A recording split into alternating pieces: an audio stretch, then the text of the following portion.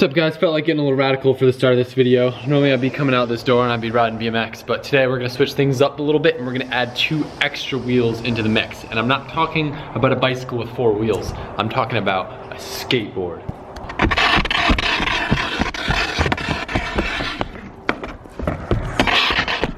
Hey, you guys ready to shred? Oh yeah, that sun is brutal though. I can't see going. David's actually a really good skater and so is his girlfriend. So I'm gonna try to hang with them. Look at me. I went up the ramp. Even though it may be silly, I'm pretty stoked because David taught me how to do a rock and roll. That's what it's called, right? Or no, yeah, rock to fakie. Rock to fakie. Rock to fakie on the itty bitty quarter. It's a big step because you can hang up and like die. Don't say that. Don't say that. I mean, it's really scary when you're riding backwards on a piece of wood with Stop. 4 Just wheels. stop talking. Don't do business talks while skateboarding. It's a bad idea. Hey Adam. Hey. If you're gonna do this trick, you have to do something for me. What? You have to drop in and then do it. Oh, I was gonna do that. Good. Because last time you did it, you just pushed in. No, don't wobble. What? Don't wobble like that with your arms. Why? Because it'll throw you off balance and you'll fall backwards. So front foot on the front 4 bolts, okay. Just like that. Now, I want you to hate the ramp so much you stomp it and lean forward and just hold it. The ramp is TJ Hunt. The ramp is TJ. Oh, wrecked, mate. Go for it. Oh! TJ, you break my mug, you break my car, and now you broke my drop-in. So you actually lean back.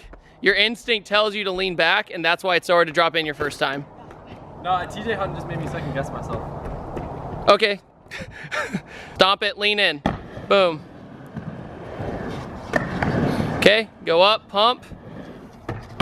Oh, so close. Yeah. Nailed it. That was your best one. Rock and roll now. Okay.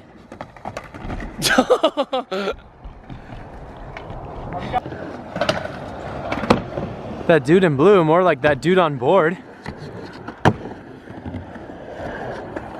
Killing it.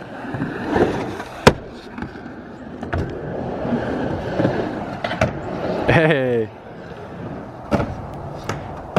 Do a McTwist.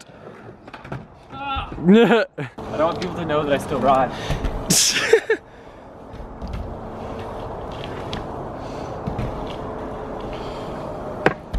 Woo! Wow, and that double ballerina twist.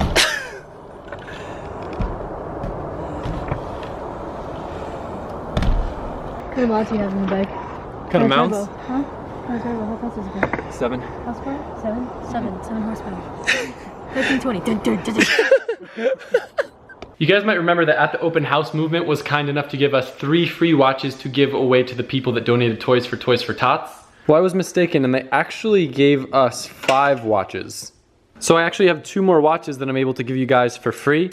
These ones aren't the exact watches, they're just codes so you guys can pick out whatever watch you want. So what I'm gonna do is just pick the 2 top comments of this video tonight and then I will send watches to those people. If you're not familiar with Movement, they make really great quality watches that are very affordable and they have been sponsoring this channel for well over a year now. The company was started by 2 broke college kids that wanted to wear nice stylish watches but they couldn't afford them, so they cut out the middleman, enabling them to provide the best possible price. In addition to the 2 free watches that I'm gonna give to the top commenters, you can also get 15% off as well as free shipping if you go to movement.com/LZBMX. They make really great Christmas gifts and you still have time if you want to get one for someone. I wanted to give a massive thank you to Movement for sponsoring this video as well as our open house and let you guys know that once again it is just movement.com/LZBMX and you can join the movement too. All right, so we are now actually at PSI. I didn't tell you guys about this. We're gonna be retuning the car today. We made a few minor adjustments. I'll fill you in on that in a minute, but we are at PSI. Chris just finished up the car, so I'm picking it up and I'm gonna drive it over to the dyno. Just start filming after I've already stalled the car like 8 times. It's already recording right now? Yeah, it's recording. All right, are we good? Yeah.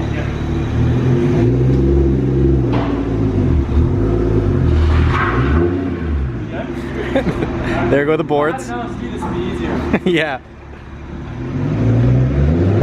Damn it. Oh shit, you do the chalk out. Yeah, both of the rear chocks are thrown out. More clutch. You're on 1 now.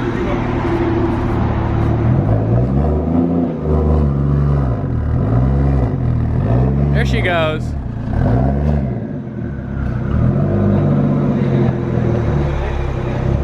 I got the lowest car in the dyno award, something I'm not proud of. No grease on your face. All right, Chris.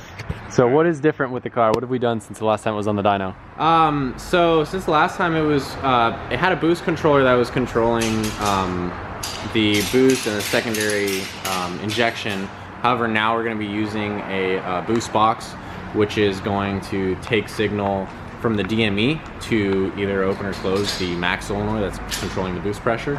And then also what we've gone and done is installed a return system on the secondary rail so that it can better regulate the fuel pressure of the secondary rail. And then that way it'll be more consistent throughout pulls and we'll be able to tune it a little more aggressively. That's when we kind of had to dial back the power at that last dyno session because the fuel pressure numbers started kind of dropping, which gets a little sketchy.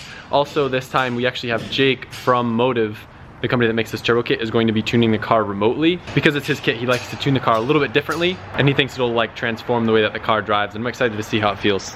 Yeah, I'm excited too. Since this is a different dyno than the last one we used, we're gonna do another baseline on this dyno, that way we have a point of reference, but he thinks he'll be able to get the turbo to spool about 1,000 RPM sooner, which would definitely be rad.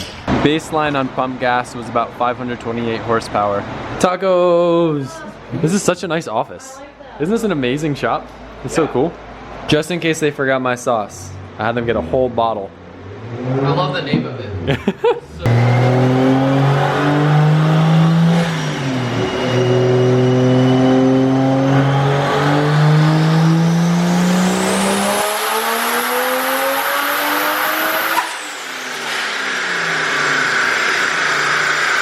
So we just realized that the way that the lines running to the wastegate are run isn't the way that Jake from Motive likes them, and the way that he does it, he actually feeds boost back to the top of the wastegate spring and it holds it down so the car spools a little bit quicker. So what we're actually gonna do is a couple more logs to try to figure out if there's any other potential issues with the car. That way when we fix that wastegate issue, we can hopefully have all the other issues figured out. That way then that will be hopefully the final dyno. It's just how these things go, right? Always. A Yeah. dyno day is never just that 30 minutes you expect. Yeah. It's always like 30 hours. I mean, we figured out the issue pretty quick though. So Yeah, very quick. Yeah. He instantly saw the first log and knew that something was off. So the way that Jake does it, he actually controls boost through the ECU rather than with a boost controller. We just loaded up the first map, so we're gonna do some logs and then send them to him and see where we're at.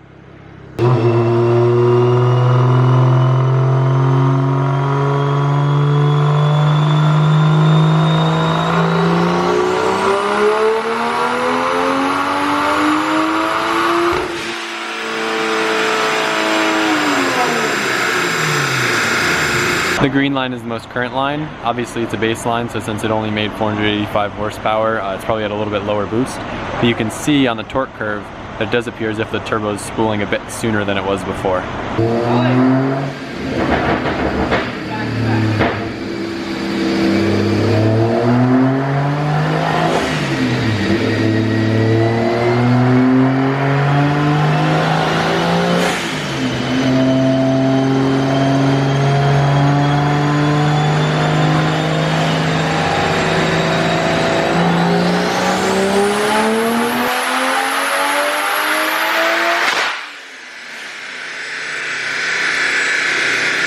Pretty absurd, but it looks like there's some tweaking in order.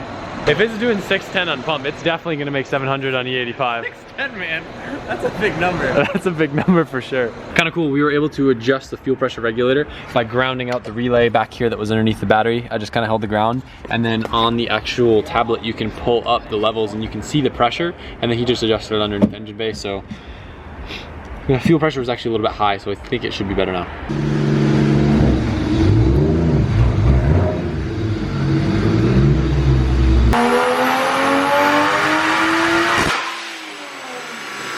The fix to the wastegate that we can't do right now should make the turbo spool quite a bit faster, but you can even tell just the blue line, which is the most recent one, compared to the base line, which is the orange one, it's spooling a lot quicker now and making torque a lot sooner. You think that's orange? Yeah, for sure. Not red? Not red. Oh, you're right. I guess the dotted lines are red. It's a lot smoother spooling now. Check this out. Should probably do that with two hands on the wheel. I don't want to have to raise the car. It's so pretty right now. The car just needs an alignment, some camber arms for the rear, different lines routed for the wastegate, a hob switch to be raised up a little bit, and then she should be ready to roll.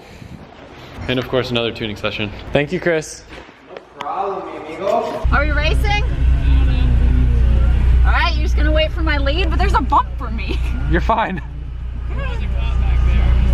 Oh, Where? I don't have a... Where? In the lot part. Oh my God, that was so loud! I missed the first half of it.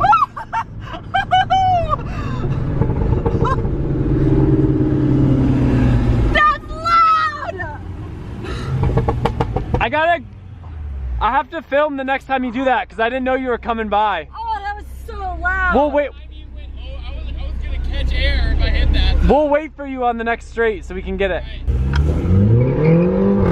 Nicole's ruthless. Oh, no. Literally every red light. And I wonder why this girl goes through tires so fast. And now I see every light just. I'll stop. On the way back from PSI, we made a quick pit stop at Dairy Queen and we got some blizzards.